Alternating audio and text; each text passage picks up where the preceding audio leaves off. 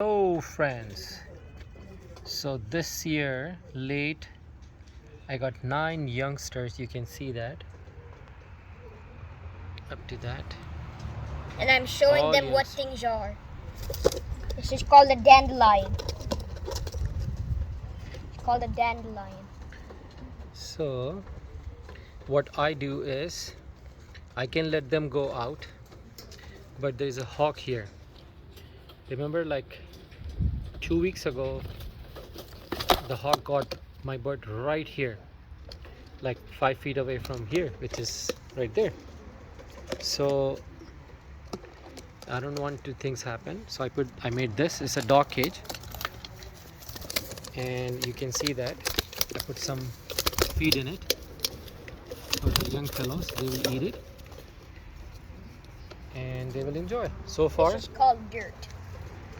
This is called dirt. it's okay. Let me go around and take video. The reason I did it because I'm gonna leave them here for a couple of days until they get familiar with the neighbor, like surroundings, and then I'm gonna let them go. This is called a leaf. See what it's called? It's a leaf.